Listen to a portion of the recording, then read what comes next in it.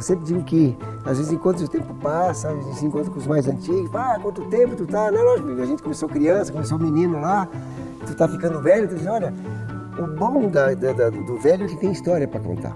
Né? Se a gente não tem idade, não tem história. Então, esse é o lado bom do tempo, né? Deixar sempre uma história para a gente poder contar. Aqui, por exemplo, não existia um supermercado quando a gente começou. E o resto tudo era pequenos armazéns, aquele armazém de vizinhança. Vou lá no vizinho, vou comprar isso, comprar aquilo. Comprava com caderneta, apontava, pagar no fim do mês. Isso tudo existiu. Nós, como armazém, né, secos e molhados, fornecendo para os agricultores, né, materiais que eles necessitavam, uma foice, sal, açúcar, todos os materiais necessários, né, para ele, às vezes sementes, e em troca, na safra, ele trazia os cereais. Quer dizer, a moeda era essa, o escambo na época que se falava tanto, né? A grande questão ficava que o produto era o valor. Nasci um pouco depois do advento da criação do supermercado, mas venho de uma família de comerciantes desde 1924. Então, uma história que a gente sempre soube respeitar, admirar. Começou a trocar arame por fumo. Então, são coisas assim, começou sem moeda. Começou trocando produtos. Transformavam em moeda onde? Vendendo para São Paulo, para o Rio, para Belo Horizonte e assim por diante. Qual era o papel? Era pegar cereais, produtos, às vezes até aves, né? Hoje está em voga de novo aves livres, né? E era só o que tinha na época, né? E se levava a Erechim ou São Paulo. Isso aí foi num crescente. O pai, como é que ele fazia para ir a São Paulo? Ele ia de trem.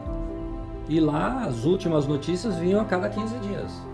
Eu dou um exemplo para o pessoal, esses jogos que você vê hoje, na época tu ia assistir o videotape um mês depois, no canal 100 no cinema. O meu avô materno, Vitório César também, com um filho de italianos que teve apoio do seu tio de começar um atacado envolvendo a minha avó, né, como um diferencial do atacado, ou seja, fazendo almoço para os tropeiros. O meu avô, naquela época, em 1924, já com uma visão de prestador de serviço, né, que ele lavava, tinha um lavador de mula que alimentava as mulas. Então, realmente, eu sempre enxerguei o setor como algo inovador, desafiador, com dificuldades. O nome é Importadora e Exportadora de Cereais Limitada. E o início dela justifica esse nome. De um lado, a família Bortolini, que vieram da Itália. O pai, o João Bortolini, teve vários filhos.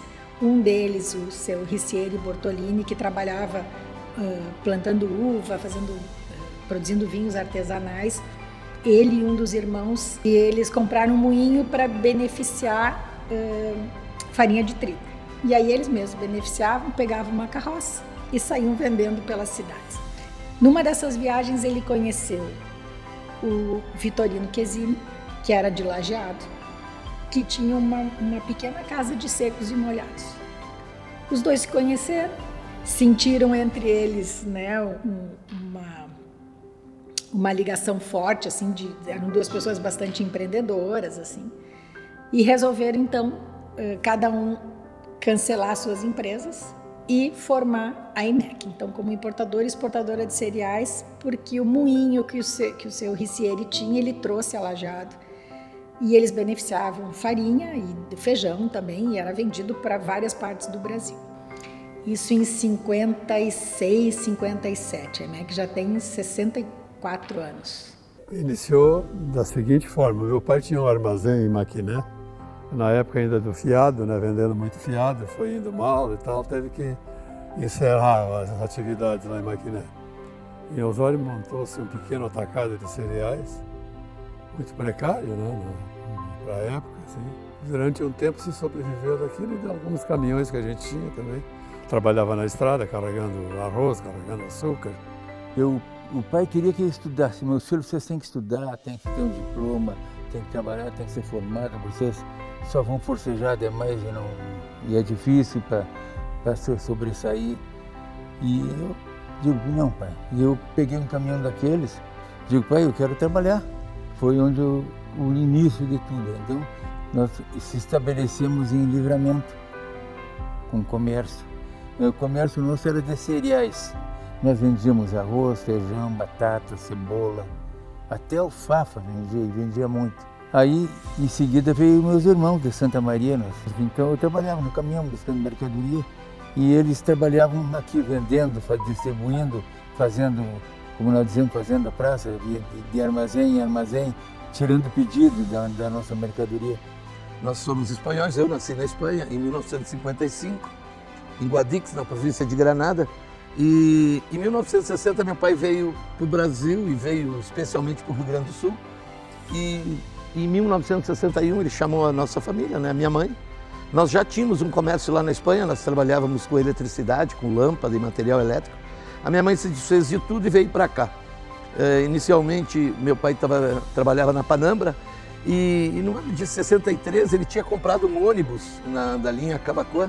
E esse ônibus ele guardava em casa, numa garagem, e aí no meio de 63 ele vendeu o ônibus. E o espaço estava lá, e no espaço ele criou um armazém, né? Era uma fruteira.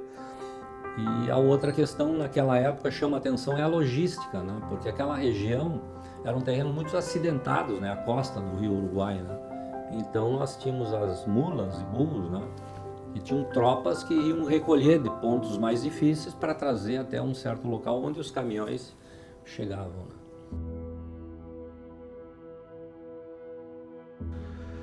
né? Já o meu avô paterno veio numa época um pouco mais moderna, que o meu avô, o Salvatore Longo, que veio sozinho da Itália com um pacote de roupa e uma estátua de Santo Antônio embaixo do braço, no dia 13 de junho, dia de Santo Antônio, de 1913.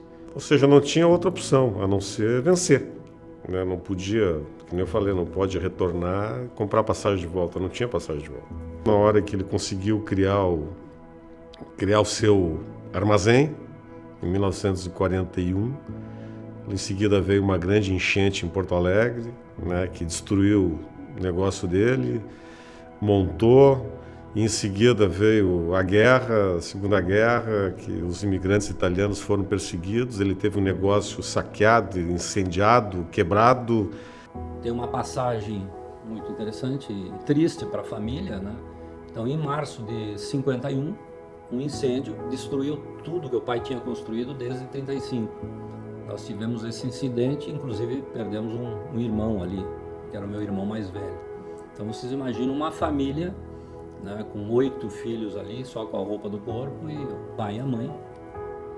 Aí que vem uma coisa interessante, que é o colher o que você planta na vida, né?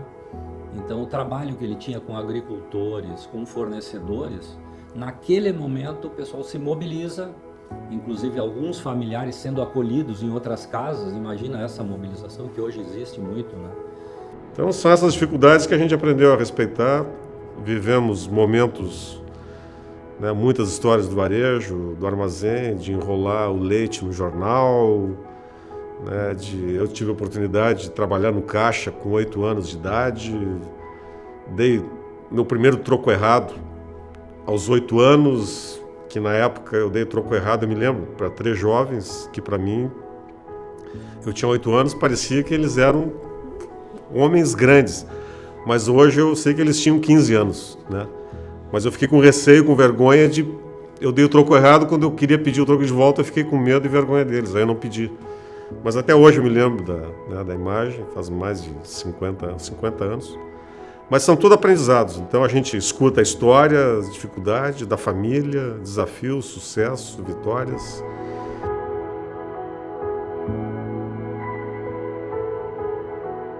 Olha, o grupo a que eu pertenço foi fundado em 1922 pelo meu avô, que era português, e vindo de Portugal para o sul do Brasil, especificamente em Pelotas, ele começou a trabalhar em secos e molhados de portugueses, e muitos anos depois, já na década de 50, mais especificamente em 53, quando meu avô já tinha morrido, uma das filhas dele, a Nessi, tinha casado com um americano e foram morar nos Estados Unidos.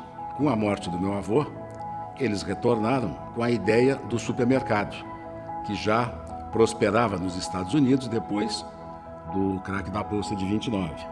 Em 1930, as pessoas estavam com pouco dinheiro, estavam em busca de preços mais baixos e também os grandes armazéns da época, lendários, tinham que demitir os seus funcionários, estavam em crise, etc. e tal, estava recomeçando a economia.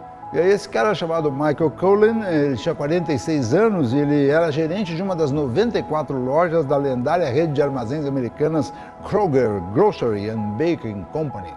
E aí ele teve a ideia de montar o autosserviço e escreveu uma carta ao presidente da empresa propondo o seguinte: um novo tipo de loja de alimentos com um foco em preços baixos, vendas à vista, para serem operadas como lojas semi-self-service, ou seja, 20% de serviço e 80% de autoatendimento.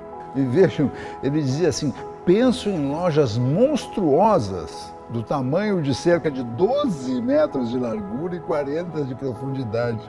Terem visto os nossos hipermercados, né? Ele se muda com a família, com a esposa e os filhos para Long Island, nos Estados Unidos, e abre uma loja, a primeira loja de supermercados do mundo, chamada King Cullen, que tinha 1000 itens, né?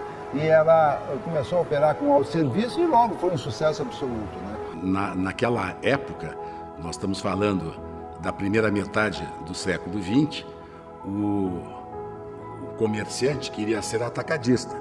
E o atacado tinha muito mais relevância do que o varejo. Não existia supermercado, obviamente. Então, o sonho do pequeno varejista era ser um atacadista e, obviamente, depois crescer dentro do segmento atacado. E nós já éramos os maiores atacadistas da região sul. Então, quando o meu tio, o Bird, voltou dos Estados Unidos com essa ideia, ele quis convencer a que o supermercado seria um dos negócios do varejo de futuro, onde deveria ganhar espaço no futuro.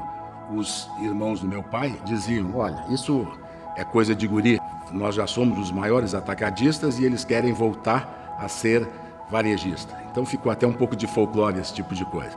Vieram com a ideia, convenceram os irmãos do meu avô e os cunhados e se começou a montar um supermercado. O primeiro supermercado real, que foi fundado, inaugurado em 1953, dia 21 de novembro. Rapidamente, e olhando o mercado, as tendências em São Paulo e no mundo como um todo, no Rio Grande do Sul inclusive, o nascimento do autosserviço para o Brasil. Então, vendo isso, em 65, nós abrimos a primeira loja de autosserviço na Protásio Alves 2115. E o pai ele ficou muito impactado e chamava atenção a todos a questão do pessoal ter dinheiro, né? E não fazer um escambo, né? Diz, poxa, o pessoal vem aqui, pega, coloca no carro, leva embora e paga. E em 69 nós fizemos o nosso primeiro supermercado com jeito de supermercado. Não era armazém de balcão, era supermercado. Tanto é que as pessoas se assustavam, elas não queriam entrar dentro da loja porque não sabiam se podiam entrar, se podiam agarrar a mercadoria com a mão, elas não sabiam o que fazer com aquilo, né? Então, parece que somente a Menta, tinha um outro mercado em Porto Alegre que tinha a mesma concepção. Mas isso foi em 69. Em 1966 se resolveu partir para o varejo, né? Voltar às origens, né? Só que aí já como supermercado, como autosserviço. Porque a gente ouvia falar que em Porto Alegre tinha muitos supermercados que estavam se dando bem e tal. E a gente se entusiasmou com a ideia e começamos um pequeno negócio na cidade de Osório. No início foi bastante difícil, né? Bastante complicado. As pessoas não tinham o hábito de comprar em autosserviço. Então, tinha uma certa desconfiança, né? Estavam habituados com o armazém, onde eram servidos e levavam a caderneta no bolso, anotava tudo lá para pagar no final do mês. Ou, no nosso caso, lá em Maquiné, não era nem no final do mês, era para pagar na safra. Mas aos poucos foram se habituando com a nova ideia, com a nova modalidade de negócio. E a coisa foi se desenvolvendo. Toda mudança ela vem cercada de obstáculos, né? As pessoas achavam uma descortesia, uma falta de educação entrar na loja do cara e se servir. Como é que eu vou entrar na loja do armazém do seu João lá e me servir, pegar as coisas sem pedir licença? As lojas eram tão bonitas para a ocasião que as pessoas se sentiam desconfortáveis em ir com qualquer roupa, queriam botar roupa de ir à missa para ir no coisa, se sentiam constrangidas de comprar pouco. Um carrinho de supermercado, de repente a pessoa ia comprar só 2, 3 itens e ficava com vergonha, e aí surgiram os cestinhos de compra, né? Mas eu acho que a maior dificuldade foi justamente a questão do pagamento. O consumidor estava acostumado a pagar com aquela caderneta de compras que ele mesmo levava para casa, anotava suas compras e no final do mês ia lá e pagava. E de repente o comerciante passa a exigir que ele pague à vista em dinheiro vivo na saída da loja. E aí é uma rejeição muito grande aos sistemas. Eu sempre fui um cara fiel, um bom pagador, sempre cumpri com as minhas obrigações, agora de repente tu está desconfiando de mim, quer que eu pague à vista na saída como se eu não fosse pagar. As pessoas estavam desacostumadas, não tinham bem o conceito. Mas aos poucos a coisa foi provando que era muito mais prático, muito mais econômico, muito mais rápido e o conceito de autosserviço prosperou. O supermercado, na verdade, trouxe uma evolução muito grande, né? Um sistema inovador de atendimento ao público que hoje seria praticamente inviável, né, se atender da maneira como se atendia antigamente. Não teria como atender esse número de pessoas que hoje fazem suas compras semanais, mensais ou até mesmo diárias, né, no supermercado. Não teria gente suficiente para atender isso tudo. Né? Se a gente pensar lá, né, há 50, 60 anos atrás, era ainda aquele atendimento de balcão, como a gente vinha conversando. Então, imagina agora esse monte de clientes chegando no balcão e tendo que esperar. É que o supermercado, na verdade, facilitou a vida do consumidor. Quer dizer, lá na origem, que eu conheço, a origem você ia comprar mel no bodegueiro, ia comprar cachaça no outro, essa coisa toda. E o supermercado tem a facilidade de juntar tudo isso e oferecer a prateleira. O cliente chega e vai na prateleira, ele não precisa se incomodar com alguém, eu estou aqui para lhe atender. Não, eu me autoatendo. Eu venho aqui, eu vou levar isso, mas vou lá no caixa. Se me agrada o preço, eu levo. Se não me agrada o preço, eu vou no outro. Né? O custo da época da venda em balcão mudou muito. Mudaria e teríamos preços totalmente diferentes. Né? Em 57, se eu não me engano, eles inauguraram então a primeira loja do IMEC em Lajeado, numa avenida central, mas que ali começou a leva de supermercados, assim, porque deles até então era ainda aquele atendimento de balcão, que a pessoa tinha que chegar no balcão, pegar um arroz. Aí eles colocaram as gôndolas para ter um autoatendimento, então aí começou a surgir o supermercado em si. Em 73 o meu pai entrou, comprando as ações então de um dos fundadores, que era o seu Quezinho. Em 2008 inauguramos o primeiro atacado, porque até então nós vínhamos só com supermercado. E assim foi crescendo. A história da nossa empresa, na verdade, ela começou em 65, né? Pequeno armazém e um atacado distribuidor, depois de que a gente pensou em supermercado. Isso foi em 75, primeira loja na Charlau, meus pais e minhas mães aqui, que foram os que trouxeram de berço assim, a história dos negócios. E nós, por sermos diversos irmãos, me lembro que sempre que meu pai sempre dizia, bom, temos que ter frente de trabalho para essas pessoas que estão vindo. Eu sou terceiro da família, né? Eu comecei com 13 anos, né? Mas eu primeiro, que eu falei, no começo eu comecei no atacado, arrumando lá, fazendo as prateleiras, arrumando mercadoria, atendendo no balcão. E então essa era a proposta da família, manter, primeiro até para manter as pessoas no mesmo trabalho e junto com os negócios da família. Era unidão porque a gente queria manter a família unida. Então esse foi o slogan da palavra do unidão, foi por isso. Depois, futuramente, a gente foi crescendo e inventamos de botar produtos industrializados. Eu trabalhava com um pouco de tudo, não em grandes quantidades, mas já era outro tipo de comércio. Depois veio o supermercado. Nós não tínhamos hora nem para começar e nem para parar. tinha movimento, tinha serviço, tinha venda, a gente não tinha de parar. Se revezava, até caminhão não descarregava. Naquela época, a gente fazia praticamente tudo, né? Porque não tinha uma estrutura de RH, de DP, de contábil, Bom, até porque na época era tudo no papel mesmo, era tudo no pedido, era tudo anotado, preço a gente fazia numa planilha. Eu me lembro assim que, poxa, o que nós vamos fazer? Onde é que vamos botar a padaria? Como é que era um açougue, né? Porque a gente veio do atacado, a gente não tinha muita uma experiência de... Aí eu me lembro que eu digo, e o primeiro padeiro, como é que eu vou fazer? Onde é que eu vou trazer esse camarada para fazer pão? Aí eu tinha um conhecido numa padaria, tentei ter uma ideia com ele, como é que fazia, se ele tinha alguém do setor que quisesse vir trabalhar com a gente e tal. E por sorte ele quis vir trabalhar com a gente, então esse padeiro na Xará ele tinha um pouquinho de conhecimento. Então, para te ver como é que era assim, o começo, né? Porque não se tinha muita... Hoje tu já tem tem o Magas que já dá uma assistência, tem diversos cursos e que tal, a gente tem mais, vamos dizer assim, mais estruturas de pensar sobre o mercado. Mas o começo foi exatamente assim, né? Olha, eu vi o início dos supermercados como um todo, né? O real. E de supermercado eu tenho próximo de 50 anos. Comecei no DOSUL,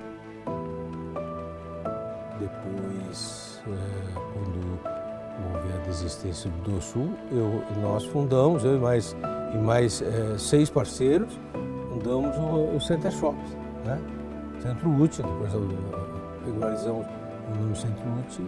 Quando parou o DOSUL, nós nos unimos, essas pessoas que trabalham conosco até hoje, nós precisávamos sobreviver. E nós, o que sabíamos fazer? Sabíamos trabalhar com o supermercado. Outra coisa, nós não sabíamos.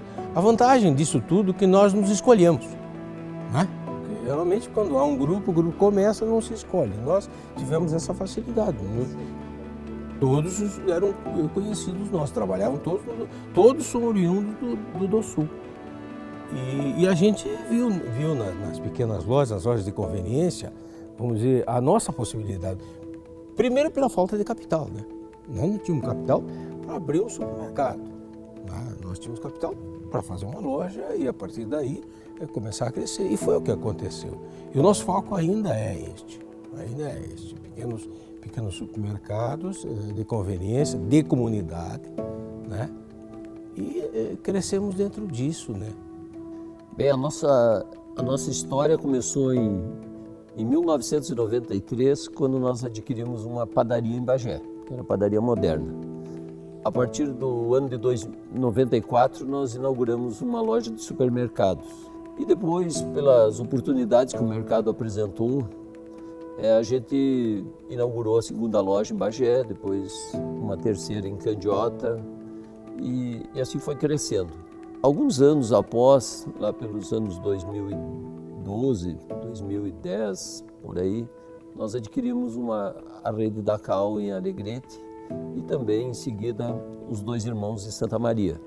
E aí fez com que a empresa mais que duplicasse de tamanho. Então, nesses 25 anos de trabalho, começando pela primeira loja em Bagé, a gente foi crescendo toda na região sul do Rio Grande do Sul. Foram muitas dificuldades, mas também muitas oportunidades que apareceram e a gente sempre correu atrás delas e aproveitou essas oportunidades que a região apresentava. Aí o Apollo foi nessa época que a questão do atacado começa a perder força, começa a surgir supermercados. Aí tinha um supermercado em Bento, que era o Apollo, da família Brandelli, Fornazier, que comprava no atacado do César. O pessoal precisou crédito e daqui a pouco teve uma dificuldade, uma necessidade de aporte de capital. E aí o César entrou de sócio. E aí o César sempre foi sócio do Apollo, tinha um tio meu lá, o Ítalo Vieiro. E aí quando ele faleceu, em 82, aí eu fui para Bento. Fui morar em Bento, começando por todos os setores. Começando como empacotador, eu cheguei com 22 anos. Fiquei 2 anos ligando para minha mãe todas as noites, avisando ela: prepara minha cama que eu estou voltando amanhã. E ela sempre dizendo: tu está trabalhando pouco, tu tem tempo de me ligar e de pensar em bobagem. Até que chegou 2 anos que eu vi, não tem mais o que fazer, eu vou ter que trabalhar. Aí eu realmente assumi a cidadania dentro do Gonçalves, participando de entidades, convidado pelo Feijó, né, para ser o representante de Bento Gonçalves da água. E aí eu me senti em casa. E depois foi se passando os tempos, nós fizemos muitas lojas. Hoje o Supermercado Assum, ele conta com 3.000 colaboradores e nós estamos crescendo, porque tu precisa ocupar os espaços estão sendo ocupados muito rápido por muitas empresas. Tem muita gente com vontade de crescer, de vontade de ocupar espaço, de fazer supermercado em bairros que não tem, bairros que não existiam. Me recordo quando nós inauguramos, por exemplo, a Vila Assunção, e uma das senhoras que eu te estava atendendo, porque a gente tem aquele modelo, né? Tu não juntar alguma coisa, ajudar o consumidor, está no DNA da gente. Quis que para aquela senhora eu fosse ali tirar as coisas do carrinho dela e ajudar, encaminhei um garoto para levar no carro. Quando ela foi no carro, ela retornou e veio falar comigo. Me diz uma coisa, só me tira uma dúvida, você está me atendendo assim porque o meu marido é o diretor daquela empresa, assim?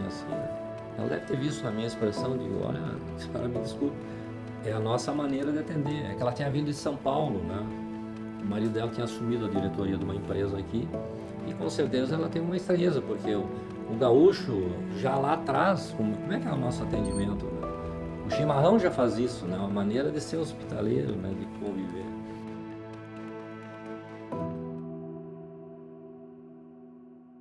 Também nós começamos ali embaixo do porãozinho da casa, começamos um pequeno armazém lá, né? Vendendo lá em quilo, lá de arroz, feijão, e ervas, tudo que é coisa pequena, né? Aí tu ia a Porto Alegre, pegava as coisas já e vendia lá. As coisas começaram a funcionar bem.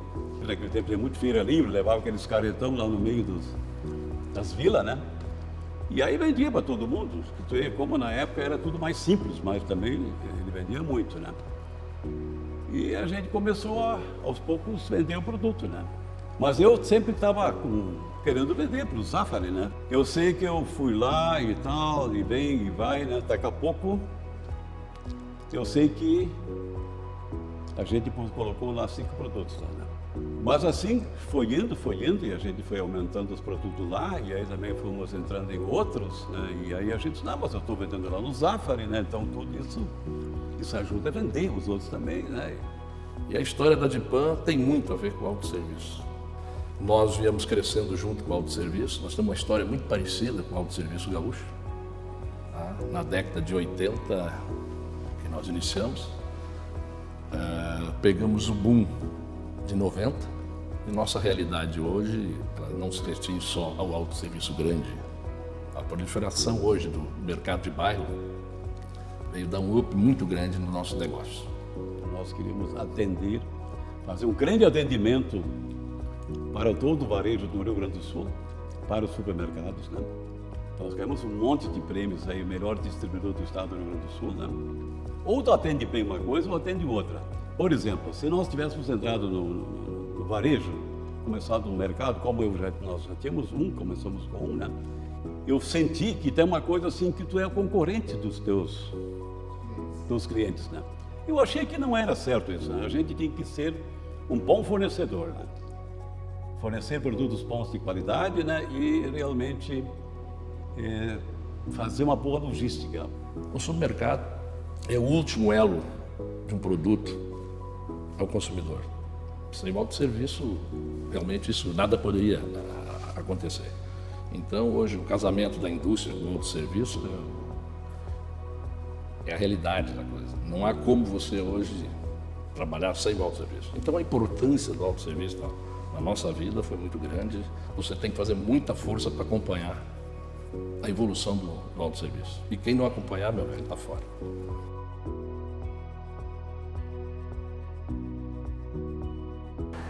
A verdade é que nesse processo todo também é importante que a gente destaque a função da Agas, né? A Agas é um exemplo único, né, de uma entidade de concorrentes que se reuniam em torno de uma causa. Foi criada em 1971, pioneira no Brasil, junto com a Associação Mineira, convergindo os interesses e passando nesses últimos 50 anos de muito trabalho, oferecendo treinamento, oferecendo cursos, eventos, as convenções, toda essa parte de legislação, assessoria jurídica. A Agas foi absolutamente fundamental para que o setor de supermercados tivesse evoluído da forma como evoluiu em tão pouco tempo. Até a década de 80, inícios de 90, quando a Agas se criou, foi muito mais com o objetivo da união do setor de supermercados, que é um setor que nunca houve barreiras de entrada, quer dizer, qualquer um podia abrir um supermercado e começar a operar, independente de ser brasileiro, paulista ou estrangeiro, ou gaúcho. Então foi um mercado muito livre nesse sentido, mas de extrema interferência e intervenção do governo. Até os anos 80, 90, é claro que os jovens hoje nem sabem o que é isso, mas congelamento de preço, tabelamento de preço, intervenção. Ia-se a Brasília para saber por quanto ia vender o quilo do arroz, o quilo do feijão, o leite, e assim sucessivamente, em que os supermercados eram considerados pelos leigos e ignorante economicamente falando, os causadores de inflação. E nós convivemos com inflação de 80% ao mês. Hoje é inimaginável algo desse sentido, mas a realidade era essa. A precificação, as etiquetas de preço em cada produto, então era uma intervenção tremenda. Né?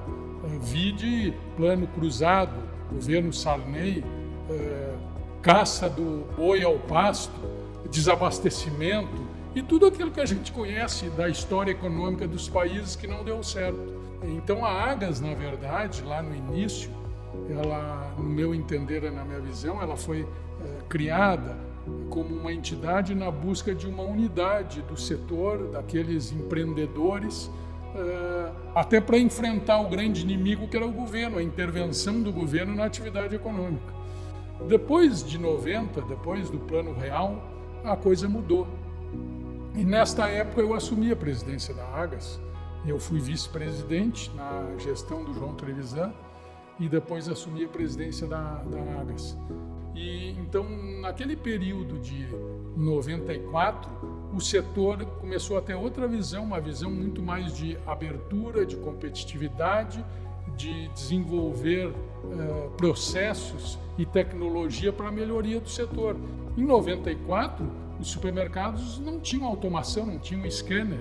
Quer dizer, quem entra no supermercado hoje sabe a facilidade e o benefício que isso trouxe à cadeia produtiva. Se desenvolveu o scanner, o código de barras, a automação. Outra coisa extremamente marcante durante a minha gestão na Abras foi a abertura do comércio aos domingos. Não se podia trabalhar domingo, queriam fechar os supermercados sábado à tarde. Então, são histórias que se passou dentro do setor, no decorrer do desenvolvimento do setor, inacreditáveis. Né? A Agas, eu acho que talvez seja a entidade mais forte de autosserviço do Brasil.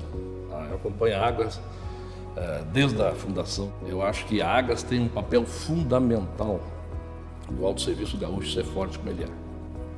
A Agas conseguiu juntar o autosserviço de uma maneira de confiabilidade e reivindicações de coisas em conjunto, que hoje deixou de um puxar para o lado e puxar para o outro. E não é à toa os resultados que tem hoje. Temos aí hoje a segunda maior feira de autosserviço do Brasil, talvez perca só para São Paulo. Mas o grande trunfo da Agas foi a união, fazer a união dos supermercadistas. O supermercado é extremamente dinâmico, né? A entidade promoveu isso na união e na unidade daqueles empresários que constituía as empresas de supermercado. E essa, vamos dizer, integração da cadeia produtiva, lá do produtor à indústria, ao distribuidor, aos atacadistas e aos supermercados, e com o foco no consumidor final, foi de extrema importância. E por isso nós temos um dos varejos mais modernos, atuantes e representativos do Brasil e da América Latina. Os supermercados no Brasil não devem nada a supermercados do primeiro mundo. Felizmente eu estou na Agas hoje escutando, conhecendo tantas histórias maravilhosas de sucesso que A Agas hoje ela pôde perpetuar muitas homenagens aí.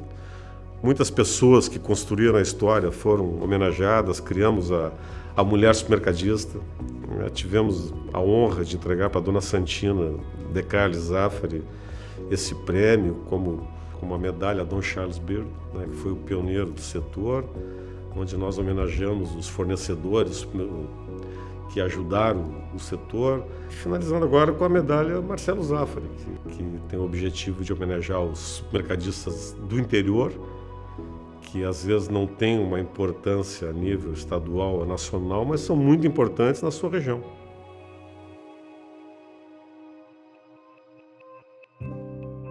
É claro que na medida que os anos vão passando, o perfil também vai se alterando. A origem do supermercadista, basicamente, era aquela pessoa que, junto com a sua família, buscava, através de uma pequena loja, uma loja lá atrás de secos e molhados, depois uma loja mais voltada para alimentos propriamente ditos, os chamados bolichos que se falava no interior do nosso país, e a partir da situação de crescimento, a partir de um trabalho quase que diário, não, sem haver domingo, sem haver nenhum momento de descanso, ele ia prosperando e a consequência era aumentar o seu negócio e, na medida que aumentava fisicamente, agregava novos produtos, novas seções e passava a ter um supermercado. E como a sua origem era desta forma, ele continuava operando o seu negócio, mesmo com um crescimento, da mesma maneira a qual ele começou, porque foi uma situação de sucesso.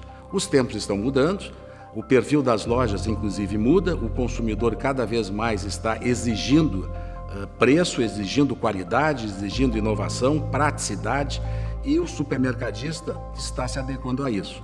É claro que cada vez mais a competição em todos os nichos que os supermercados participam é e será maior, mas sempre tem espaço para aquele supermercado competente, aquele que com criatividade, com eficiência, buscar o seu nicho.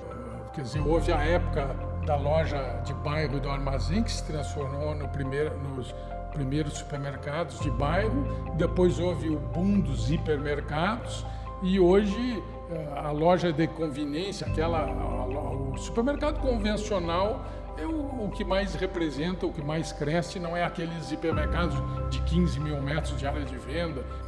Ele tinha um grande sucesso naquela época pela inflação, quer dizer, inflação de 30%, 40% ao mês, fazia com que o consumidor recebesse o dinheiro e saía correndo para gastar. Por consequência, havia uma concentração muito grande da compra naqueles períodos do pagamento, porque o dinheiro derretia na mão, né? Isso tudo mudou e mostra a visão do empreendedor, do supermercadista, em se adaptar à realidade do mercado. O supermercado é uma renovação constante, é uma inovação constante. Hoje é com o caixa, mas o self-checkout hoje ele já está chegando. A própria pandemia trouxe novas formas de comercialização e o supermercado cada vez mais está aproveitando esses nichos. O próprio B2C cresceu muito, apesar de ainda estar em percentuais baixos, mas a pandemia alavancou. Então, só aí são alguns exemplos, pequenos supermercados em condomínios, esses supermercados que colocam containers em áreas específicas, cada vez mais vendendo pela internet. São situações do momento que se agregarão a muitas outras que vão surgir. Ninguém sabe daqui a 10 anos o que vai ser o supermercado. Uma certeza eu tenho. O supermercado jamais vai deixar de existir. Se fala muito na concorrência do e-commerce e outros, porém aquela compra, aquele prazer de comprar na loja, de escolher o produto, isso eu acho que nunca vai mudar. O supermercado, a loja física, é um negócio que veio para ficar e vai ficar. Agora, ele tem que se renovar, ele tem que se atualizar, ele tem que estar num constante aperfeiçoamento. O futuro agora é cada vez mais pródigo, né? As lojas são modernas, cada vez mais com equipamentos de última geração, o self-checkout, as gôndolas, a iluminação, os pisos da loja, todo o futuro, né? Que me permite, inclusive, dizer que eu não sou daqueles que não acreditam no fim da loja física. Porque a grande maioria das pessoas não abre mão de de sentir, de pegar a mercadoria, de tocar, de perceber a sua qualidade, o seu frescor, né? A grande maioria acredita mais quando vê e toca nos produtos. E tem também alguém para tirar alguma dúvida por perto, que é o caso dos atendentes no supermercado. Né? Porque o setor autosserviço, o supermercado, eu acredito que nunca vai terminar. A não ser que o ser humano, algum dia, não precise mais se alimentar, não precise mais de higiene, não precise... Porque o supermercado é esse, qualquer produto autosserviço. Então, se no dia que não precisar mais comer, alguém vai inventar algum comprimido, alguma cápsula, e o supermercado vai vender essa cápsula. Então, acho que o supermercado é isso, ele não vai acabar nunca. O supermercado não é simplesmente ir lá fazer uma compra. Tem gente, principalmente no interior, que vê o supermercado como um passeio, que gosta de ir para lá para passear, para encontrar pessoas, principalmente nessas cidades pequenas, todos se conhecem. Então, assim, aquele contato direto com a mercadoria, eu acho que isso, assim, a venda online até para muita coisa funciona. Eu acho que para supermercado ainda vai demorar bastante. Claro, as pessoas estão cada vez tendo menos tempo para resolver suas situações, mas nós estamos com cada vez mais a geração de mais idade aumentando, né, frente às pessoas mais jovens. Então, assim, elas têm tempo para isso, elas gostam de fazer isso. Elas têm, como eu te disse, como um passeio para ir lá, para fazer suas compras, para juntar depois seus filhos, seus netos. O supermercado, a importância dele na vida moderna, cara, ele faz parte do dia a dia das pessoas. As pessoas não vivem mais no supermercado. Hoje não é só como uma necessidade de alimentação, é uma necessidade básica do ser humano, entrar no supermercado. Ela satisfaz o sentido do olfato, né? Lá tem algo que vai satisfazer ela pelo olfato, pela visão, né? Ela vai encontrar algum rótulo bonito, ela vai ser tocada por alguém, algum cliente, algum amigo, vai encontrar alguém, vai receber um sorriso. Então, assim, o supermercado traz todo esse lado afetivo da coisa, né? A alimentação, geralmente, grandes lembranças que eu tenho de pequena eram aquelas mesas dos avós, com todos os netos, todos os filhos, aquela brincadeira. Uma refeição, ela traz muito isso da união de família. Então, é muito mais do que dar o básico, né? É fornecer esses momentos também para as pessoas.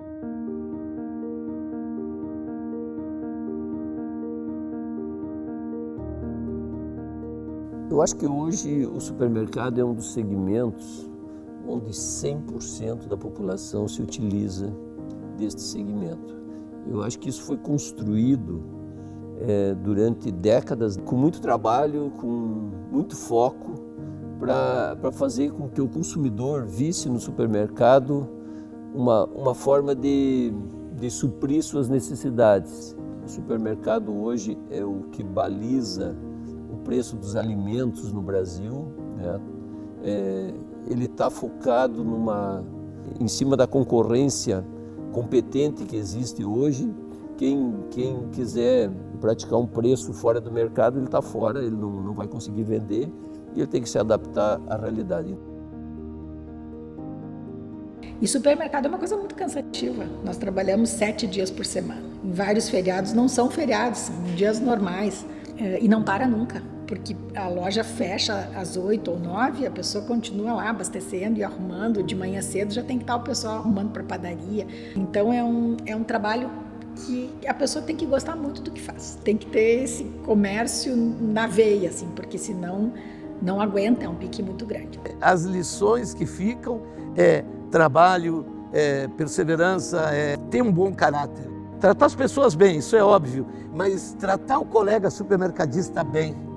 Eu, quando vou conversar com um colega supermercadista, eu conto a verdade para ele. Eu digo o que eu estou fazendo da verdade, da maneira como eu estou fazendo. Eu não escondo dele porque ele é meu concorrente ou porque ele trabalha no mesmo segmento. Tu ser uma pessoa correta, isso a minha mãe trouxe para nós. A minha mãe, a dona Assum, que é a origem do nome Assum Supermercados, a lição é que o trabalho recompensa, é que tu ser correto recompensa. Eu acho que a gente tem que ter primeiro um trabalho que tu inspire confiança, tá? Tanto para os teus funcionários e também transmitir confiança para o cliente, porque ele sabe numa empresa que ele vai, ele encontre alguma coisa que ele tenha confiança que ele está comprando. Hoje a gente está vendo realmente as procedências, produtos, né? E também trabalhar muito a parte dos funcionários, né? Daquele que vai atender, aquele que vai comprar. Eu acho que nossa empresa sempre privou muito isso, de ver todos os nossos funcionários, eles terem a confiança na empresa. Que são os valores nossos, né? Qualidade, integridade, relacionamento e comprometimento. Isso eu acho que é um grande norte nosso, que sempre veio, né? Desde os pais, da família como um todo. Mas isso tudo tu vai colhendo com o tempo, mas sempre perseguindo isso, dando o melhor, né? Qualidade ao consumidor, a confiança em relação ao consumidor. Só que como fazer isso no dia a dia? Teorizar é uma coisa, a outra é muita dedicação, muito empenho, é trabalho. Basicamente é isso. A magia do autosserviço, né? É isso que me motiva a ser um apaixonado pelo supermercado, a querer homenagear as pessoas que constroem essa história, mas nós precisamos escrevê-la, gravá-la, que essa história não pode se perder.